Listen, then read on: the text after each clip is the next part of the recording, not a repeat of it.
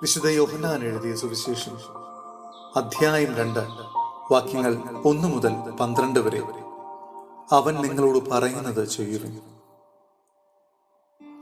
3-ാം ദിവസം ഗലീലയിലെ കാനായിൽ ഒരു വിവാഹ വിരുന്ന് നടന്നു. യേശുവിന്റെ അമ്മ അവിടെ ഉണ്ടായിരുന്നു. യേശുവും ശിഷ്യന്മാരും വിരുന്നിനെ ക്ഷണിക്കപ്പെട്ടിരുന്നു.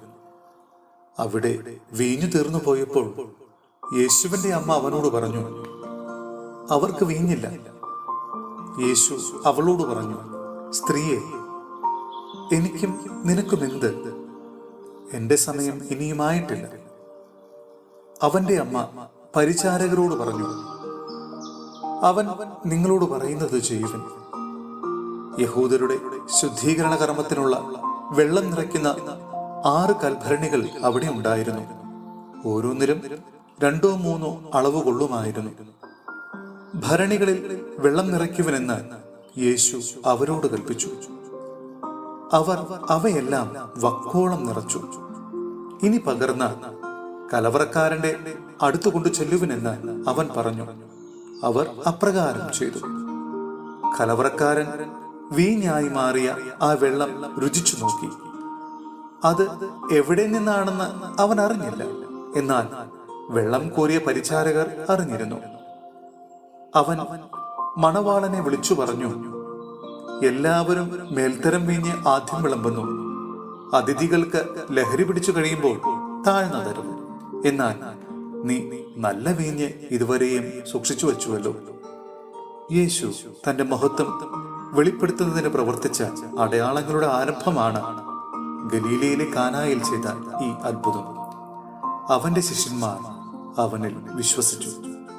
ഇതിനുശേഷം അവൻ തന്റെ അമ്മയോടും സഹോദരന്മാരോടും ശിഷ്യന്മാരോടും കൂടി കഫർനാമിലേക്ക് പോയി. അവർ അവിടെ ഏതാനും ദിവസം താമസിച്ചു. സഹോദരരെ, വിശുദ്ധ പൗലോസ്ലിഹ റോമായിലെ സഭയ്ക്ക് എഴുതിയ ലേഖനം അധ്യായം 16 വാക്യങ്ങൾ 17 മുതൽ 27 വരെ. നല്ല കാര്യങ്ങളിൽ അറിവുള്ളവരായിരിക്കുക. സഹോദരരെ, നിങ്ങൾ പഠിച്ച തത്വങ്ങൾക്ക് വിരുദ്ധമായി പിളർപ്പുകളും ദുർമാതൃകകളും ഉണ്ടാക്കുന്നവരെ ശ്രദ്ധിച്ചു കൊള്ളണമെന്ന് ഞാൻ നിങ്ങളോട് അപേക്ഷിക്കുന്നു. അവരെ നിരാകരിക്കുവിൻ. അങ്ങനെയുള്ളവർ നമ്മുടെ കർത്താവായ ക്രിസ്തുവിനെയല്ല, തങ്ങളുടെ തന്നെ ഉദരങ്ങളെയാണ് ശുശ്രൂഷിക്കുന്നത്. ആകർഷകമായ മുഖസ്തുതി പറഞ്ഞ് അവർ സരളചിത്തരെ വഴിപിഴപ്പിക്കുന്നു. നിങ്ങളുടെ അനുസരണം എല്ലാവർക്കും അറിവുള്ളതാണ്. അതുകൊണ്ട് ഞാൻ നിങ്ങളെക്കുറിച്ച് സന്തോഷിക്കുന്നു. നിങ്ങൾ നല്ല കാര്യങ്ങളിൽ അറിവുള്ളവരും തിന്മയുടെ മാലിന്യമേശാത്തവരുമായിരിക്കണം എന്ന് ഞാൻ ആഗ്രഹിക്കുന്നു. സമാധാനത്തിന്റെ ദൈവം ഉടൻ തന്നെ പിശാചിനെ നിങ്ങളുടെ കാൽ കീഴിലാക്കി തകർത്ത് കളയും. നമ്മുടെ കർത്താവായ യേശുക്രിസ്തുവിന്റെ കൃപ നിങ്ങളോടുകൂടി ഉണ്ടായിരിക്കട്ടെ. എന്റെ സഹപ്രവർത്തകനായ തിമോത്തിയോസും എന്റെ ബന്ധുക്കളായ ലിസിയൂസും യാസോനും സൊസിപാത്രം നിങ്ങൾക്ക് വന്ദനം പറയുന്നു. ഈ ലേഖനത്തിന്റെ എഴുത്തുകാരനായ ഞാൻ തേർത്തിയോസ് കർത്താവിന്റെ നാമത്തിൽ നിങ്ങളെ അഭിവാദനം ചെയ്യുന്നു.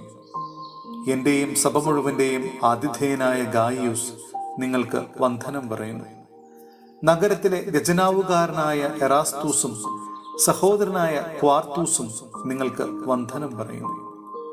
എന്റെ സുവിശേഷം അനുസരിച്ചും യേശുക്രിസ്തുവിനെ കുറിച്ചുള്ള പ്രഘോഷണമനുസരിച്ചും രഹസ്യത്തിന്റെ വെളിപാടനുസരിച്ചും നിങ്ങളെ ഫലപ്പെടുത്താൻ കഴിവുള്ളവനാണ് ദൈവം.